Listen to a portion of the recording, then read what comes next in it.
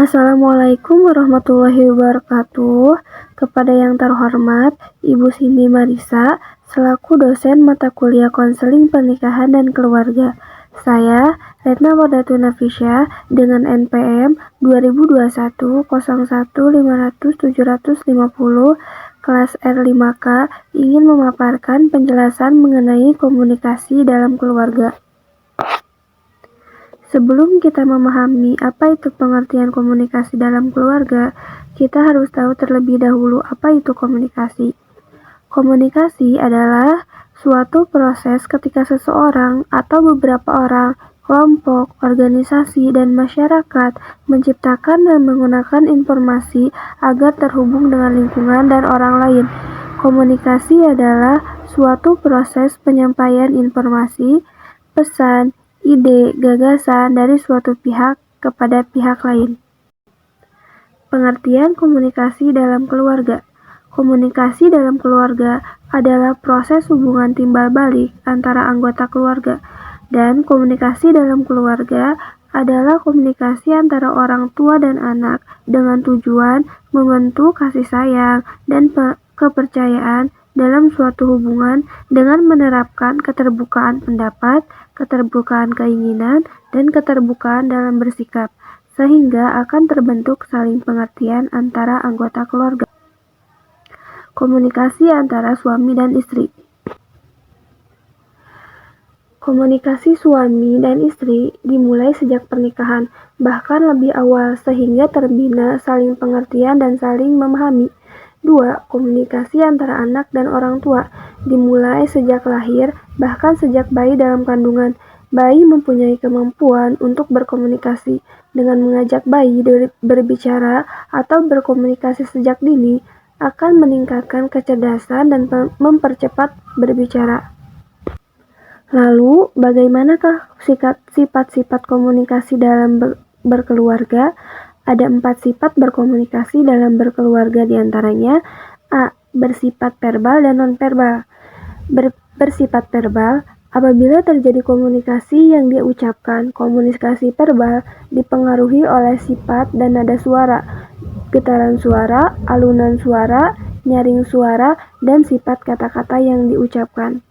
Komunikasi yang disampaikan tanpa ucapan disebut dengan komunikasi non-verbal. Misalnya, tulis tangan, gambar, warna, gerakan tangan, senyuman, sorotan mata, kerutan dahi, dan lain-lain. B. Bersifat spontan. Komunikasi dalam keluarga terjadi setiap saat secara spontan dan sering tidak direncanakan terlebih dahulu. C. Membentuk kebiasaan. Pesan komunikasi yang sering diterima dan berulang-ulang akan menimbulkan kebiasaan, seperti contohnya, selalu memberi salam bila masuk ke rumah. D. Bersifat membujuk. Artinya adalah mempengaruhi orang lain agar berperilaku sesuai dengan yang diinginkan. Yang seperti contohnya yaitu ayah berbicara terhadap anaknya. Misalnya, cobalah sekali lagi, kamu pasti bisa. Pengaruh pemberi pesan terlebih besar daripada isi pesan itu sendiri. Selanjutnya, mengapa komunikasi dalam keluarga itu sangat penting? Ada 4 faktor yang menyebabkan komunikasi dalam keluarga itu sangat penting. Yang pertama adalah dapat menumbuhkan saling pengertian antar anggota keluarga.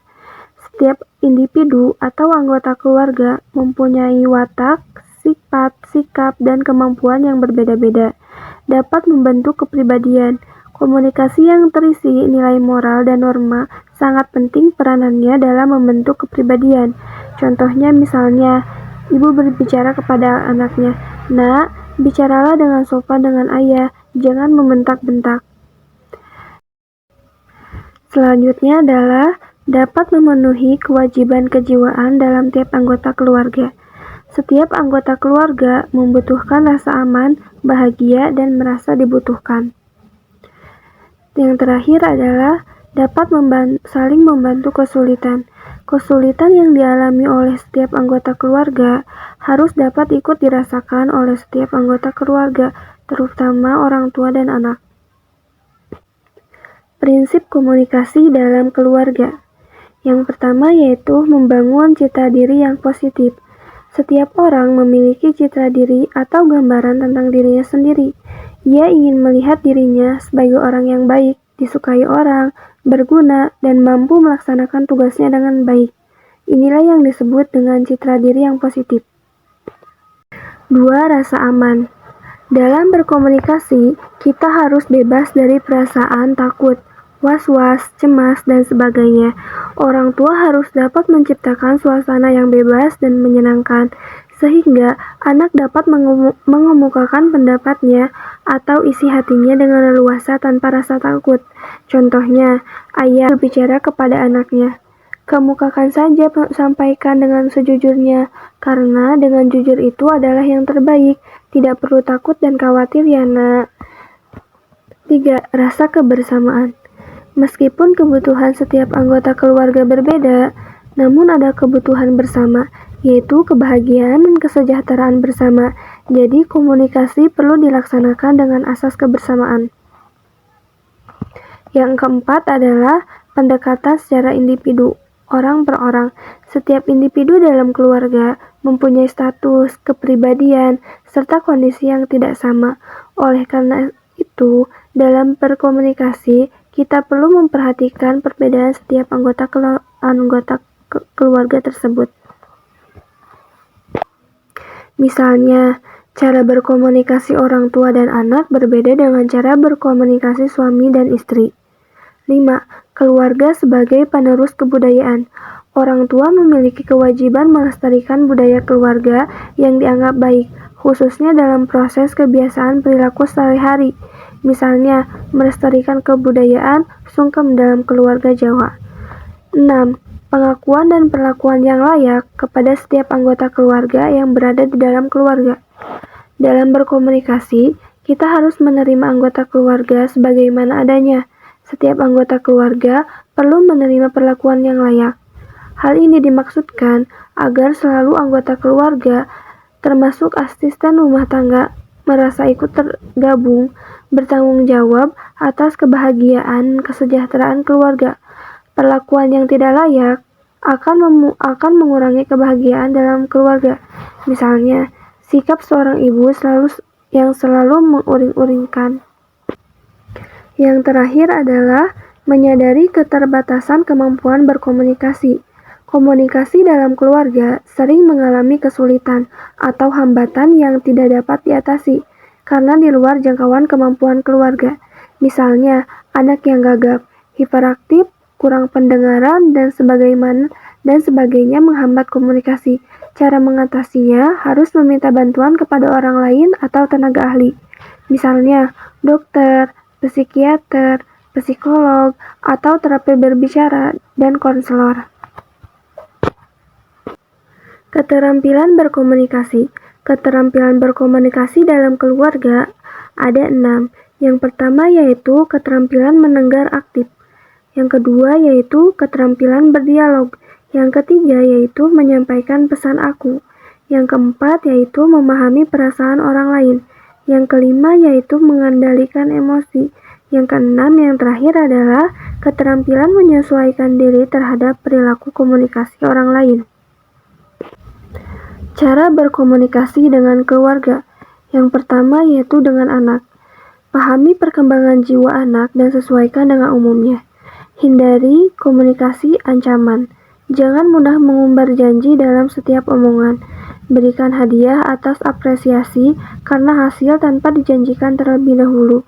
Hindari hukuman yang berakibat anak berbohong. Hindari sikap pilih kasih. Jangan selalu mengingatkan anak Anda pada perbuatan buruk masa lalu. Bersikap longgar terhadap batas-batas tertentu, berarti menerima anak sebagaimana adanya, dan sebagainya. Cara berkomunikasi antara suami dan istri. Yang pertama yaitu, dalam berkomunikasi suami dan istri harus memiliki sifat kemitraan. Yang kedua, suami tidak mendapatkan derajat istri lebih rendah daripada suami. Yang ketiga, usahakan kesempatan bercengkrama dengan istri dan suami. Yang keempat, tahu seluk-beluk pekerjaan suami Anda.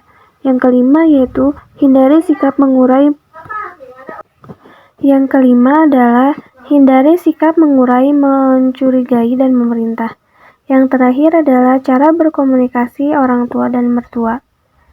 Yang kesatu adalah hindari perdebatan yang tidak perlu. Yang kedua, sesuaikan sikap Anda terhadap budayanya. Yang ketiga, bersikaplah menghargai orang tua dan mertua.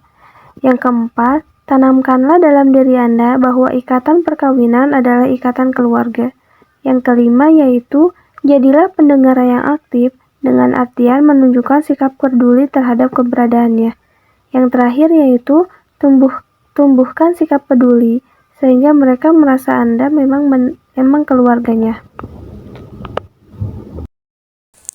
Jadi kesimpulannya yaitu, untuk itu komunikasi dalam keluarga sangatlah penting untuk kita bangun dengan baik, karena dapat menciptakan hubungan yang baik antara orang tua dan kanak-kanak.